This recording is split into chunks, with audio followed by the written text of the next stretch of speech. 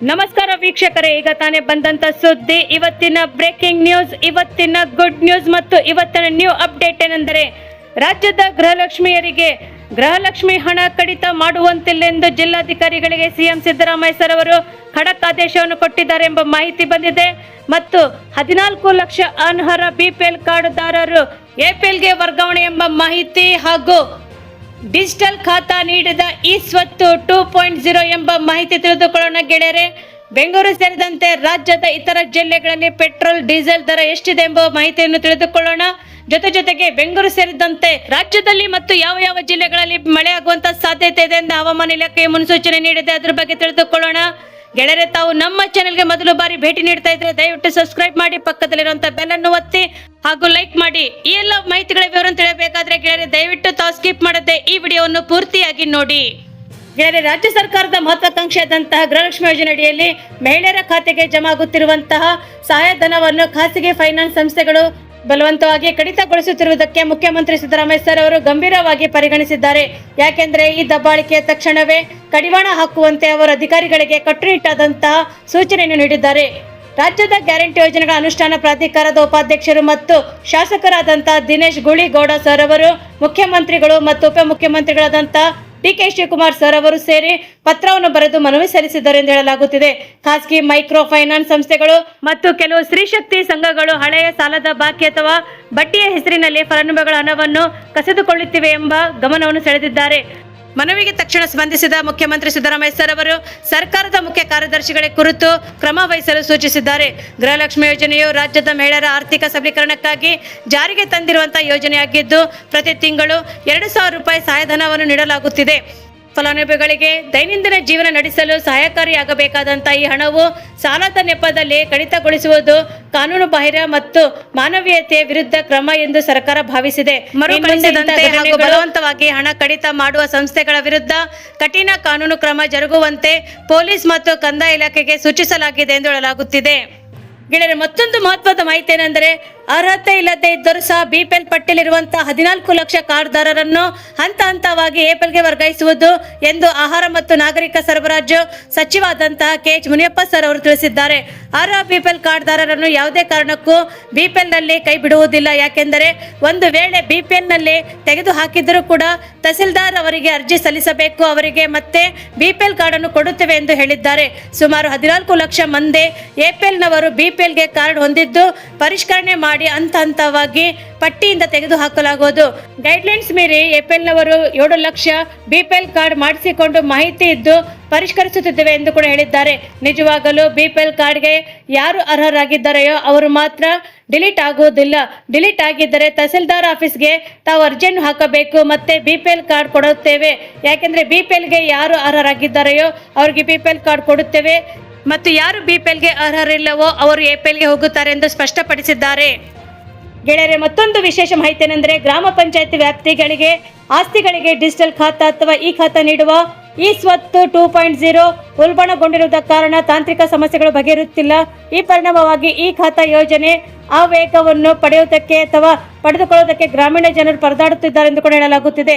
ಗ್ರಾಮ ಪಂಚಾಯಿತಿಗಳ ಆದಾಯ ಹೆಚ್ಚಿಸಲು 1 ಕೋಟಿ ಆಸ್ತಿಗಳಿಗೆ ಈ ಖಾತಾ ವಿತರಿಸಿ ಮತ್ತು ತೆರಿಗೆ ವ್ಯಾಪ್ತಿಗೆ ತರುವಂತಹ ಉದ್ದೇಶದಿಂದ ಈ ಸ್ವತ್ತು 2.0ವನ್ನು 2025 ಡಿಸೆಂಬರ್ 1ರಂದು ಚಾಲನೆಗೆ ನೀಡಲಾಯಿತು. 4 ತಿಂಗಳ ಕೆಲ ಕಾಲ 1.21 ಲಕ್ಷ ಈ ಖಾತಾ ನೀಡಲಾಗಿದೆ ಮತ್ತು ರಾಷ್ಟ್ರೀಯ ಮಾಹಿತಿ ಕೇಂದ್ರದಲ್ಲಿ ಜನತೆಗೆ ಸಮನ್ವಯ ಇಲ್ಲದೆ ಕೆಲ ಮಾರ್ಪಾಡು ಮಾಡಿ ಗ್ರಾಮೀಣಾಭಿವೃದ್ಧಿಗಾಗಿ ಮತ್ತು ಪಂಚಾಯತ್ ರಾಜ್ ಇಲಾಖೆ ಈ ಸ್ವತ್ತು 2.0ಗೆ ಆಪ್ ಗ್ರೇಡ್ ಮಾಡಿದ ಪರಿಣಾಮವಾಗಿ ತಾಂತ್ರಿಕ ಸಮಸ್ಯೆಗಳು ಉಂಟಾಗಿವೆ ಎಂದು ಹೇಳಲಾಗುತ್ತಿದೆ. ಹೊಸ ನಿಯಮದ ಪ್ರಕಾರ ಈ ಸ್ವತ್ತು 2.0ನಲ್ಲಿ ಸಿಟಿಜನ್ ಲಾಗಿನ್ ಮೂಲಕ ಆಸ್ತಿ ಮಾಲೀಕದಾರರು ಕೂಡ ಸಲ್ಲಿಸಬೇಕಾದಂತ ಕಾವೇರಿ 2.0 ಲಿಂಕ್ಗೆ ಆಗದ ಕಾರಣ ಅರ್ಜಿ ಸಲ್ಲಿಕೆ ಪೂರ್ಣವಾಗುತ್ತಿಲ್ಲ. ಗ್ರಾಮೀಣ ಪಂಚಾಯಿತಿ ಮತ್ತು ನಗರ ಪ್ರದೇಶದ ಹೊಸ ಲೇಔಟ್ಗಳಲ್ಲಿ 60% ಸೈಟ್ಗಳಿಗೆ ಈ ಖಾತಾ ಲಭಿಸಿ ಉಳಿದಂತ 40% ಸೈಟ್ಗಳಿಗೆ ಏನು ಮಾಡಬೇಕೆಂಬ ಮಾರ್ಗಸೂಚಿ ಇಲ್ಲವಾಗಿದೆ. ಹೊಸದಾಗಿ ಅನುಮೋದನೆಗೊಂಡಂತ ಆಸ್ತಿಗಳಿಗೆ ತಿದ್ದುಪಡಿ ಮಾಡುವ ಅವಕಾಶವನ್ನು ಮತ್ತು ನೋಂದಣಿ ಹಾಗೂ ಮುದ್ರಾಂಕ ಇಲಾಖೆಯ ಮೂಲಕ ಮಾರ್ಗಸೂಚಿ ದರವನ್ನು ಈ ಸ್ವತ್ತು ತಂತ್ರಾಂಶದಲ್ಲಿ ಜನತೆಗೆ ಸಂಯೋಜನೆ ಆಗದ ಕಾರಣ ಹೊಸ ಅರ್ಜಿಗಳ ಸಲ್ಲಿಕೆಗೆ ಸಾಧ್ಯವಾಗುತ್ತಿಲ್ಲ ಎಂಬ ಆರೋಪಗಳು ಕೇಳಿ ಬಂದಿವೆ ಎಂದು ಹೇಳಲಾಗುತ್ತಿದೆ.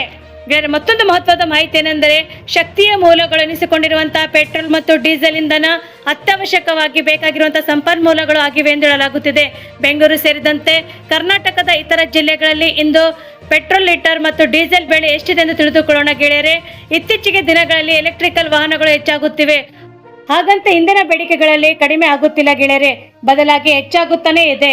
ಯಾಕೆಂದರೆ ಮಾದರಿಯ ವಾಹನಗಳನ್ನು ಕೊಳ್ಳುವವರು ಸಂಖ್ಯೆ ಹೆಚ್ಚಾಗುತ್ತಿವೆ. ಮತ್ತು ಹಾಗಾದ್ರೆ ಕರ್ನಾಟಕದ ಯಾವ ಜಿಲ್ಲೆಗಳಲ್ಲಿ ಪೆಟ್ರೋಲ್ ದರ ಎಷ್ಟಿದೆ ಮತ್ತು ಡೀಸೆಲ್ ದರವನ್ನು ಎಷ್ಟಿದೆ ಎಂದು ತಿಳಿದುಕೊಳ್ಳೋಣ ಗೆಳೆಯರೆ. ಮೊದಲನೇದಾಗಿ ನಾವು ಪೆಟ್ರೋಲ್ ದರವನ್ನು ತಿಳಿದುಕೊಳ್ಳೋಣ ಗೆಳೆಯರೆ.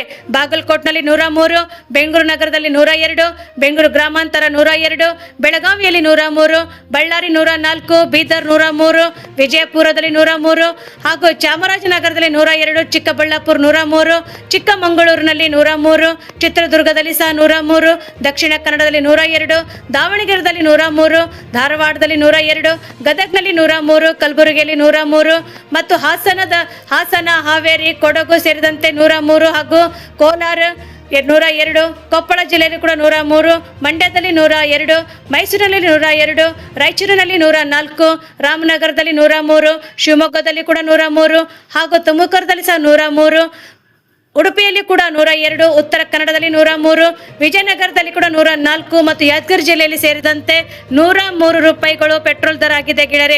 ಹಾಗಾದ್ರೆ ಡೀಸೆಲ್ ದರವನ್ನು ಎಷ್ಟಿದೆ ಅಂತ ತಿಳಿದುಕೊಳ್ಳೋಣ. ಬಾಗಲಕೋಟೆನಲ್ಲಿ 91, ಬೆಂಗಳೂರು ನಗರದಲ್ಲಿ 90, ಬೆಂಗಳೂರು ಗ್ರಾಮಾಂತರ 90, ಬೆಳಗಾವಿಯಲ್ಲಿ 91, ಬಳ್ಳಾರಿಯಲ್ಲಿ 92 ರೂಪಾಯಿ ಮತ್ತು ಬೀದರ್ ಜಿಲ್ಲೆಯಲ್ಲಿ 91, ವಿಜಯಪುರ 91, ಚಾಮರಾಜನಗರ 90, ಚಿಕ್ಕಬಳ್ಳಾಪುರ 91 ಮತ್ತು ಚಿಕ್ಕಮಗಳೂರಿನಲ್ಲಿ 91, ಚಿತ್ರದುರ್ಗದಲ್ಲಿ 92, ದಕ್ಷಿಣ ಕನ್ನಡದಲ್ಲಿ 90, ದಾವಣಗೆರೆಯಲ್ಲಿ 92 ಮತ್ತು ಧಾರವಾಡದಲ್ಲಿ 90, ಗದಗ್ನಲ್ಲಿ 91, ಕಲಬುರಗಿಯಲ್ಲಿ 91, ಹಾಸನದಲ್ಲಿ 91, ಹಾವೇರಿ ಸಹ 91 ಮತ್ತು ಕೊಡಗು ಜಿಲ್ಲೆಯಲ್ಲಿ 92, ಕೋಲಾರದಲ್ಲಿ 90 ಮತ್ತು ಕೊಪ್ಪಳ ಜಿಲ್ಲೆಯಲ್ಲಿ 91, ಮಂಡ್ಯದಲ್ಲಿ 90, ಮೈಸೂರಿನಲ್ಲಿ 90, ರಾಯಚೂರಿನಲ್ಲಿ 92, ರಾಮನಗರ 91, ಶಿವಮೊಗ್ಗ 91, ತುಮಕೂರು 91, ಉಡುಪಿ 90, ಉತ್ತರ ಕನ್ನಡ 90 ಮತ್ತು ವಿಜಯನಗರ 92 ಮತ್ತು ಯಾದಗಿರಿಯಲ್ಲಿ 91 ಎಂಬ ಮಾಹಿತಿ ಬಂದಿದೆ ಗೆಳೆಯರೆ. ರಾಜಧಾನಿ ಬೆಂಗಳೂರು ಸೇರಿದಂತೆ ರಾಜ್ಯದ ಹಲವು ಜಿಲ್ಲೆಗಳಲ್ಲಿ ಏಪ್ರಿಲ್ 10ರಿಂದ 4 ದಿನಗಳ ಕಾಲ ಗುಡುಗು ಸಹಿತ ಮಳೆ ಇರುವಂತಹ ಸಾಧ್ಯತೆ ಇದೆ ಎಂದು ಹವಾಮಾನ ಇಲಾಖೆ ಎಚ್ಚರಿಕೆ ನೀಡಿದೆ ಗೆಳೆಯರೆ. ಹೌದು ಗೆಳೆಯರೆ, ದಕ್ಷಿಣ ಒಳನಾಡಿನ ಜಿಲ್ಲೆಗಳಾದಂತಹ ಕೋಲಾರ ಮತ್ತು ಚಾಮರಾಜನಗರದಲ್ಲಿ ಗುಡುಗು ಸಹಿತ ಮಳೆಯಾಗುವಂತಹ ಸಾಧ್ಯತೆ ಇದ್ದು ಏಪ್ರಿಲ್ 13ವರೆಗೂ ರಾಜ್ಯದ ವಿವಿಧ ಭಾಗಗಳಲ್ಲಿ ಮಳೆ ಸುರಿಯುತ್ತಿರುವ ಸಾಧ್ಯತೆ ಇದೆ ಎಂದು ಕೂಡ ಹೇಳಲಾಗಿದೆ. ಕರ್ನಾಟಕದ ಹವಾಮಾನ ಇಲಾಖೆಯು ಟ್ವಿಟರ್ ಮೂಲಕ ಮತ್ತು ದಕ್ಷಿಣ ಒಳನಾಡಿನ ಜಿಲ್ಲೆಗಳಲ್ಲಿ ಅಲ್ಲಲ್ಲಿ ಗುಡುಗು ಮತ್ತು ಸಿಡಿಲು ಸಹಿತ ಜೋರಾದ ಗಾಳಿಯೊಂದಿಗೆ ಹಗುರವಾದ ಸಾಧಾರಣ ಮಳೆಯಾಗುವಂತ ಮುನ್ಸೂಚನೆಯನ್ನು ವರದಿ ಕೊಟ್ಟಿದೆ ಗೆಳೆಯರೆ. ಭಾರತೀಯ ಹವಾಮಾನ ಇಲಾಖೆಯ ವರದಿಯ ಪ್ರಕಾರ ಏಪ್ರಿಲ್ 10ರಿಂದ ಮಳೆ ಅಬ್ಬರ ಶುರುವಾಗುವುದಲ್ಲಿದೆ ಎಂದು ಹೇಳಲಾಗುತ್ತಿದೆ. ಏಪ್ರಿಲ್ 10ರಿಂದ ಬೆಂಗಳೂರು ಸೇರಿದಂತೆ ದಕ್ಷಿಣ ಒಳನಾಡಿನ ಜಿಲ್ಲೆಗಳಲ್ಲಿ ಮೋಡ ಕವಿದು ವಾತಾವರಣ ಇರಲಿದ್ದು ಮತ್ತು ಸಾಧಾರಣ ಮಳೆಯಾಗುವ ಸಾಧ್ಯತೆ ಇದೆ. ಮಳೆ ಮುಂದಿನ 4 ದಿನಗಳ ಕಾಲ ಅಂದರೆ ಏಪ್ರಿಲ್ 13ವರೆಗೂ ಸಹ ಮುಂದುವರಿಯುವಂತಹ ಸಾಧ್ಯತೆ ಇದೆ ಎಂದು ಹವಾಮಾನ ಇಲಾಖೆ ವರದಿ ಕೊಟ್ಟಿದೆ ಗೆಳೆಯರೆ.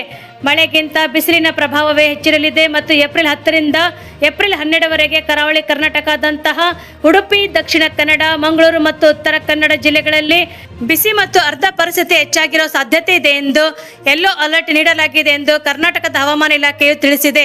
ಹೌದು ಗೆಳೆಯರೆ, ಕೊಡಗು ಜಿಲ್ಲೆ ಕೂಡ ಮೋಡ ಕವಿದ ವಾತಾವರಣ ಮುಂದುವರೆದಿದ್ದು ಸಂಜೆ ವೇಳೆ ಗುಡುಗು ಸಹಿತ ಮಳೆಯಾಗುವಂತ ಮುನ್ಸೂಚನೆ ಕೂಡ ನೋಡಿದ್ದಾರೆ.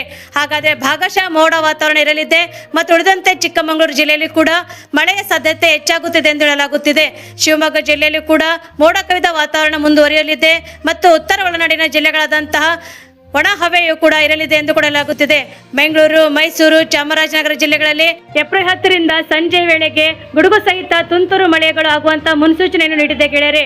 ಮಳೆಯಿಂದಾಗಿ ರಾಜ್ಯದ ವಿವಿಧ ಭಾಗಗಳಲ್ಲಿ ತಾಪಮಾನ ಏರುವುದು ಮತ್ತು ಕಲಬುರಗಿಯಲ್ಲಿ ದಾಖಲಾದಂತಹ ಗರಿಷ್ಠ ತಾಪಮಾನ 39 ಡಿಗ್ರಿ ಸೆಲ್ಸಿಯಸ್ ದಾಖಲಾಗಿದೆ ಗೆಳೆಯರೆ. ರಾಜ್ಯಾದ್ಯಂತ ಗರಿಷ್ಠ ತಾಪಮಾನ 31 ಡಿಗ್ರಿ ಸೆಲ್ಸಿಯಸ್ನಿಂದ 39 ಡಿಗ್ರಿ ಸೆಲ್ಸಿಯಸ್ ವರೆಗೆ ದಾಖಲಾಗಿದೆ. ಬೆಂಗಳೂರಿನಲ್ಲಿ ಸಹ ಏಪ್ರಿಲ್ 10ರಿಂದ ಗರಿಷ್ಠ 36 ಡಿಗ್ರಿ ಸೆಲ್ಸಿಯಸ್ ಹಾಗೂ ಕನಿಷ್ಠ ಡಿಗ್ರಿ 23 ಸೆಲ್ಸಿಯಸ್ ದಾಖಲಾಗಿದೆ ಎಂದು ಹವಾಮಾನ ಇಲಾಖೆ ಸೂಚನೆ ನೀಡಿದೆ ಎಂದು ಹೇಳಲಾಗುತ್ತಿದೆ. ಗೆಳೆಯರೆ, ತಾವು ನಮ್ಮ ಈ ವಿಡಿಯೋವನ್ನು ಮೊದಲ ಬಾರಿಗೆ ನೋಡುತ್ತಿದ್ದರೆ ದಯವಿಟ್ಟು ಸಬ್ಸ್ಕ್ರೈಬ್ ಮಾಡಿ, ಪಕ್ಕದಲ್ಲಿರುವಂತಹ ಬೆಲ್ ಅನ್ನು ಒತ್ತಿ ಹಾಗೂ ಲೈಕ್ ಮಾಡಿ. ಈ ನಮ್ಮ ವಿಡಿಯೋವನ್ನು ತಾವು ಪೂರ್ತಿಯಾಗಿ ನೋಡಿದ್ದಕ್ಕೆ ತಮಗೆ ಧನ್ಯವಾದಗಳು.